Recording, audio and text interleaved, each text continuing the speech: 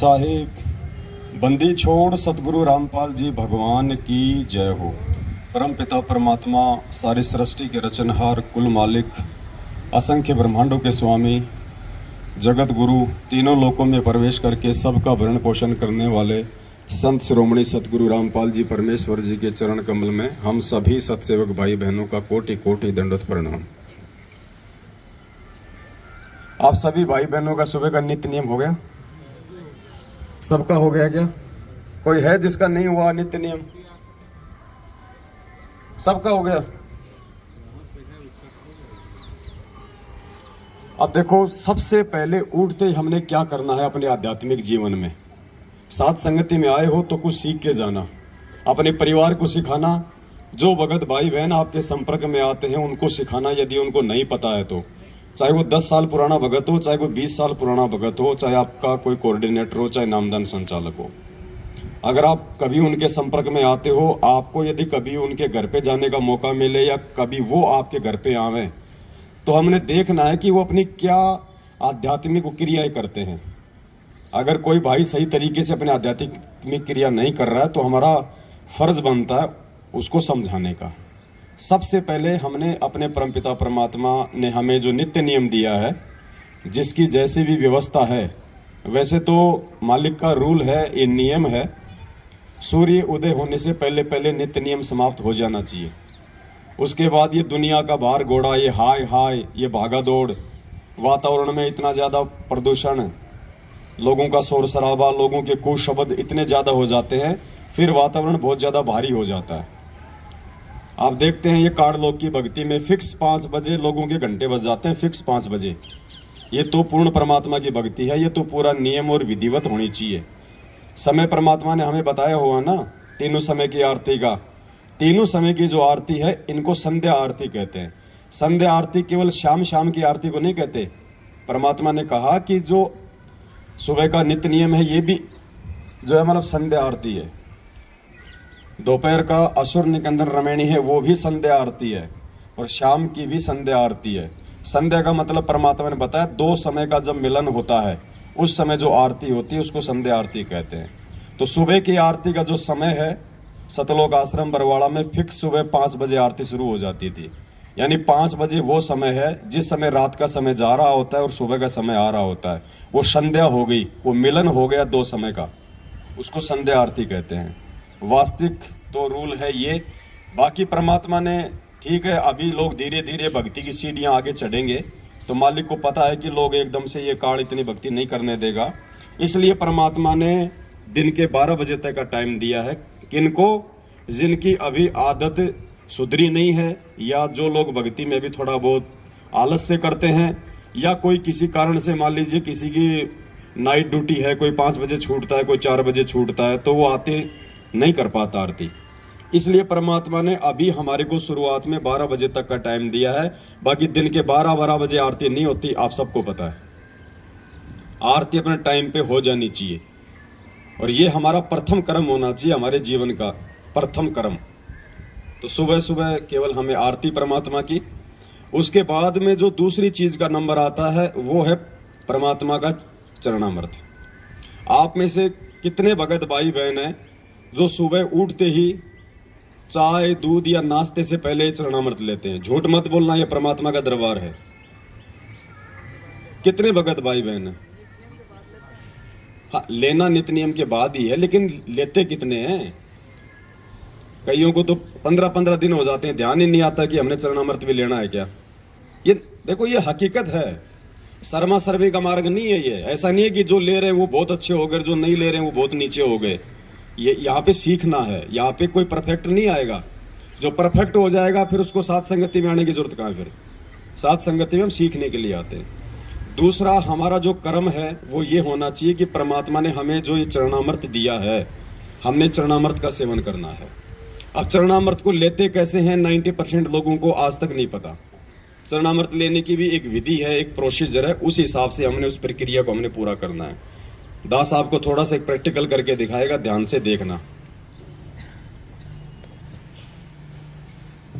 सबसे पहले आपके घर पे जो भी कोई स्टील का गिलास हो या कोई कप हो, जैसे अपन चाय पिया करते थे पहले, उस कप में चरणामृत तो है ना सबके घर पे, बोतल वगैरह मालिक के दरबार में रखते हैं ना भर के। तो सबसे पहले तो उस बोतल से जो आपने अपने दरबार में रखा हुआ है उसमें से अपना एक कप जो है चरणामृत का ले लेना है, ऊपर रखिए बस। भगत जी एक सादा गिलास का पानी भी ले आओ उधर से, कोई और भगत ले आओ कोई। सबसे पहले भगत जी हमने चरणामृत ले लिया, कप में ले लो, चाहे गिलास में ले लो, चाहे कटोरी में ले लो, चाहे कटोरे में ले लो, कोई दिक्कत नहीं है। उसके बाद सबसे पहले हम क्या करेंगे, जो हमारी विधि है, सबसे पहले हम परमेश्वर को दंडवत करते हैं। सबसे पहले हम उठ के, और जब हम ये चरणामृत लेंगे तो सबसे पहले जो भी पात्र हमारे हाथ में है हम उसको दोनों हाथों से पकड़ के, और उसको केवल एक ही घूंट में लेना होता है। ये चाय की तरह पीने का नहीं होता चरणामृत। इतना है लोग कि जितना आप एक घूंट में आप उसको पी सको एक बार में, 2 बार में भी इसको नहीं पीना है, एक बार में आपका पूरा अंदर ये चला जाए। आधा कप ले लो,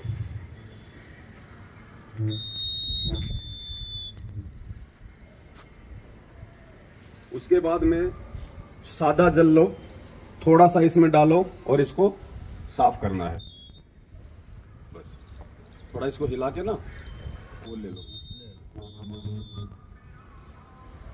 अगर स्टील का गिलास है ये, तो आपने स्वयं इसको अपने हाथों से साफ करना है। ये नहीं कि आपने लेके चरणामृत छोड़ दिया, फिर आपकी बेटी धो रही है, आपका बेटा धो रहा है, आपकी माँ धो रही है, आपकी पत्नी धो रही है। नहीं, ये चरणामृत है, ये नियम है। आप कोई सेठ नहीं है, कोई शाहूकार नहीं, आप कोई अनिल अंबानी नहीं है, आप एक भगत है। ये चरणामृत जो आपने लिया है ये आपने स्वयं ही धो के साफ करके वापस रखना होता है। डिस्पोजल में चरणामृत नहीं लेना चाहिए, क्योंकि जब हम इसको फेंकेंगे तो वो अंश जो है मतलब साथ में जाएगा।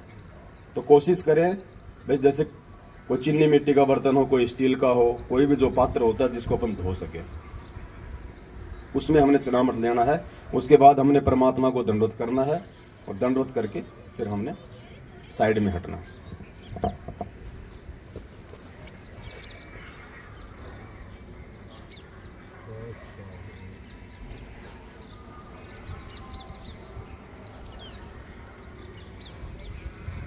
और ये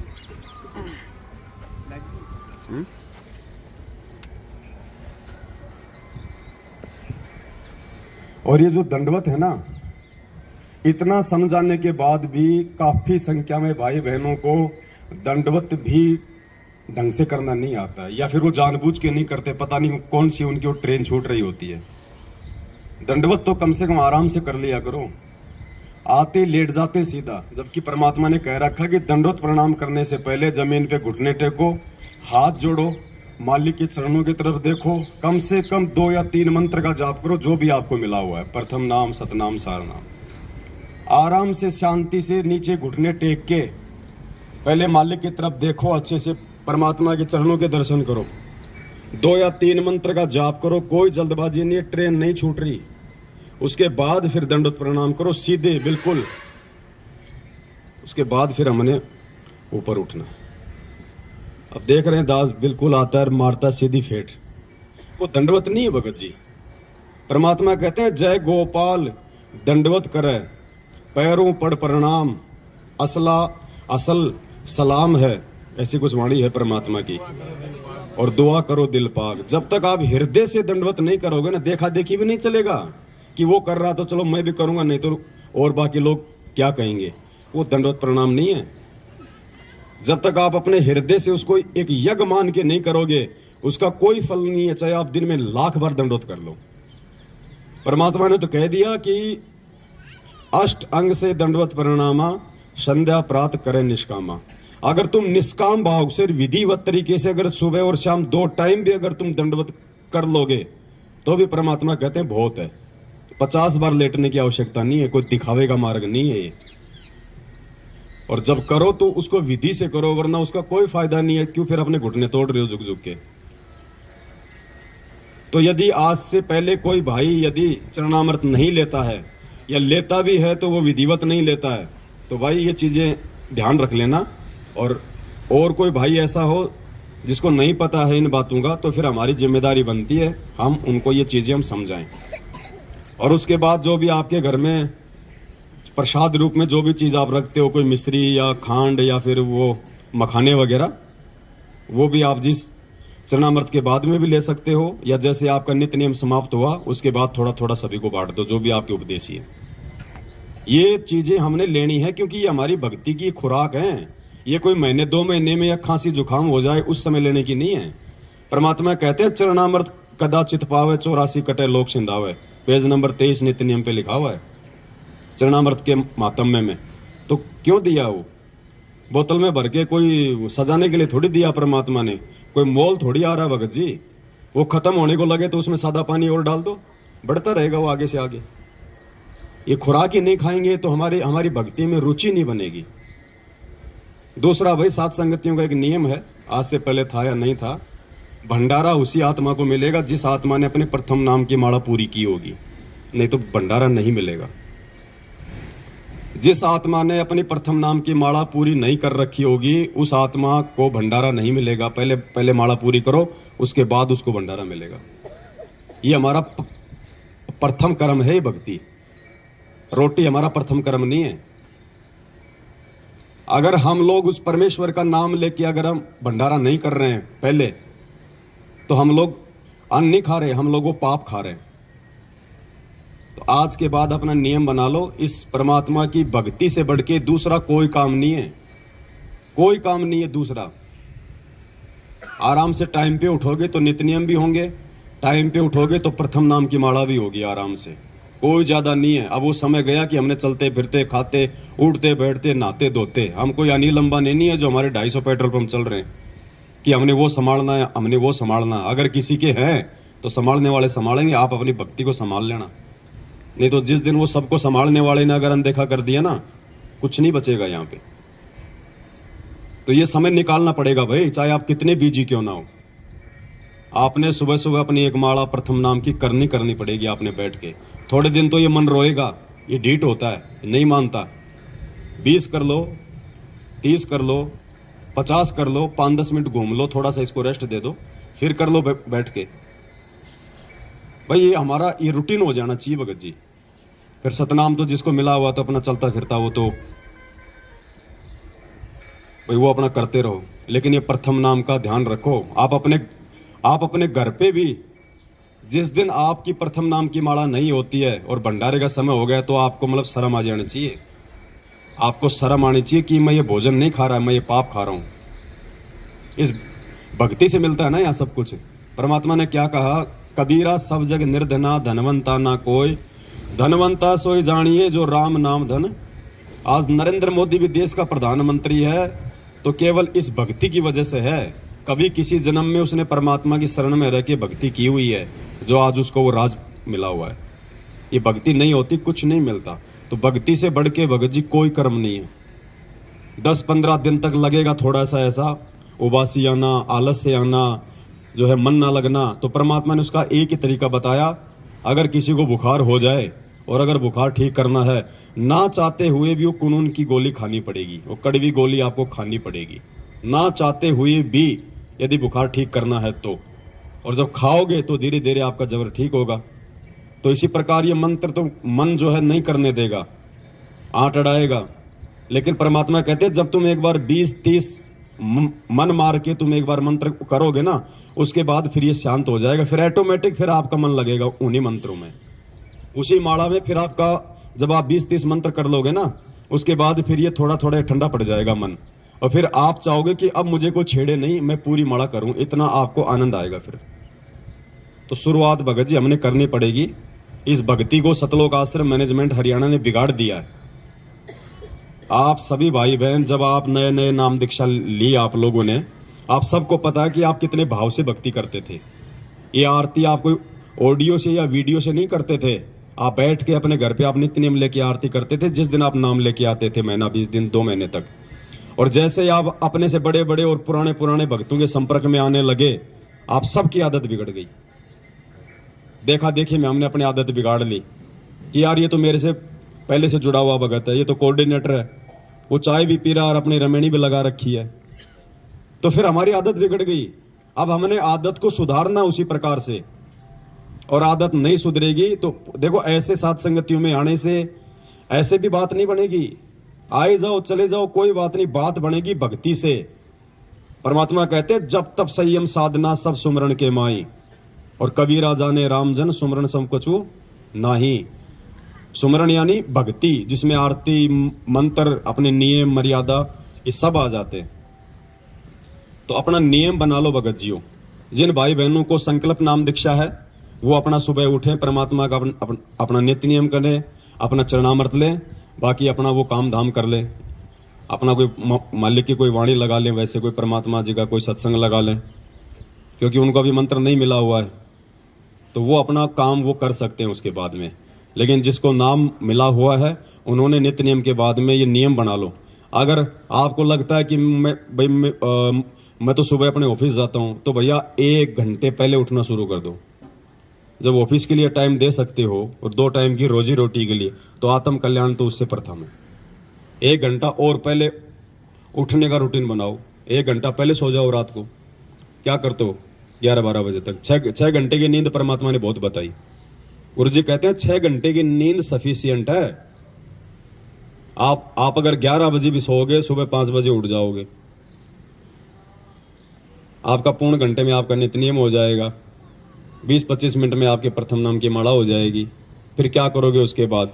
और सुबह सुबह जिस आदमी का नित्य नियम और ये प्रथम मंत्र, जिस आदमी का नित्य नियम और प्रथम मंत्र टाइम पे हो जाता है, उसका सारा जीवन बिल्कुल, उसका सारा दिन बिल्कुल सही निकलता है।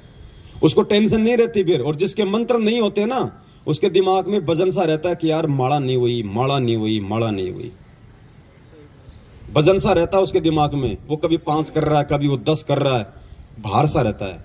आत्मा को शांति नहीं मिलती, क्योंकि आत्मा की खुराक तो ये भक्ति है ना भाई। हमारा शरीर है, हम टाइम टू टाइम इसको भोजन देते हैं कि नहीं देते हैं? अभी चाय दूध पानी नहीं आ रहा तो सबके अंदर ये चल रहा है कि यार कुछ आए नहीं, कुछ आए नहीं। क्यों? क्योंकि हमने मन को आदत डाल दी, और मन की खुराक वो ही है। तो भाई आत्मा की भी तो कोई खुराक बताई परमात्मा ने, भक्ति। आत्मा की कोई शुद्धि नहीं है, चाहे 3 दिन मंत्र मत करो, हमें कोई फर्क ही नहीं पड़ रहा है। इसका मतलब क्या है? इसका मतलब होता है कि हम नाम से दूर है, हमारा कनेक्शन आउट है। अगर मंत्र करने की इच्छा नहीं हो रही है, नित्य नियम करने की इच्छा नहीं हो रही है, तो कहीं ना कहीं आपका जो कनेक्शन है वो टूटने की तरफ है। उसका तरीका यही है, परमात्मा से दंडोत करके क्षमा याचना मांग के कि परमात्मा सद्बुद्धि दो। आज से पहले जाने अनजाने में जो हुआ सो हुआ, मालिक आज से पहले हमें नहीं पता था, लेकिन आगे अब हम ध्यान रखेंगे। साध संगतियों में आओ तो भगत जी पूरे भगत बन जाओ। अब हर प्रकार से, हर क्रिया के आधार से भक्ति को ज्यादा महत्व देना है हमने। अगर भक्ति को महत्व देंगे तो हमारे काम धंधे को परमात्मा ऑटोमेटिक महत्व दे देगा। हमारी सोच से, हमारी समझ से, हमारे 3-2-5 करने से हमारा धंधा भी ठीक ठाक नहीं चलेगा। ध्यान रखियो, ये धंधा भी परमात्मा की भक्ति से ही चलेगा। मालिक ने कहा कि भाई तुम 3 दिन के लिए आते हो तुम इस सत्संग में, तो 3 दिन के लिए तुम लोग जीवित मर जाओ। तुम छोड़ दो पीछे तुम्हारा क्या धंधा है क्या नहीं है। जो बिगड़ता है उसको बिगड़ने दो। अगर बिगड़ भी गया तो जाके संभाल लेंगे, और अगर परमानेंट अगर टिकट कट गई तो कौन संभालेगा उसको? और फिर गुरुजी ने कहा कि जो भगवान के लिए 2 कदम आगे बढ़ते हैं, परमात्मा उनके काम बनाता है, बिगाड़ता नहीं है। तो ये विश्वास ऐसे हमारे अंदर धीरे धीरे भक्ति को लेके होगा पैदा। तो पहले हम मैनेजमेंट की कुसंगति में पड़ के, और हम लोगों ने अपनी बनी बनाई भक्ति को बिगाड़ लिया। अब हम साथ संगति में आके, सुसंगति में आके, अब हम अपनी उन्हीं क्रियाओं को वापस ठीक करेंगे तो परमात्मा हमारे नजदीक आएगा। और नजदीक आ गया परमात्मा तो फिर कमी किस चीज की रहेगी भाई? तो आज से पहले जो आदमी जैसे भी अपनी क्रिया, जो भगत भाई बहन जो भी कर रहा था, अब परमात्मा की दया से अपनी क्रियाओं को मालिक को दंडोत करके हमने सुचारू करना है, ठीक करना। भगत जी आरती का टाइम अपना बिल्कुल जैसे 12 बजे तो हमारे को ध्यान होना चाहिए। कर लो 12 से 2 के बीच में आरती, परमात्मा दया करें। दास भी आज के बाद में प्रयास करेगा 12 से 2 के बीच में अपनी दोपहर की आरती हो जाए, शाम की संध्या आरती अपना सूर्य अस्त होते हो जाए। तो थोड़ा शेड्यूल बनाओ भक्ति का। हमने चाय का शेड्यूल बना रखा ना, सुबह 6 बजे चाय बनेगी तो बनेगी, शाम को 5 बजे चाय बनेगी तो बनेगी। आज से पहले हमारे शेड्यूल बने हुए थे ना। ये खाना खाने का टाइम है ना, ऑटोमेटिक हाथ पैर अपने आप काम करने लग जाते हैं। माता बहन ऑटोमेटिक रसोई की तरफ भाग लेती है, उनको पता है कि भाई टाइम हो गया खाने का। भाई भक्ति का भी तो कोई टाइम है, या सारा जिंदगी ऐसे गटर में बैठ के मंत्र जाप करते रहोगे? इसका भी टाइम है।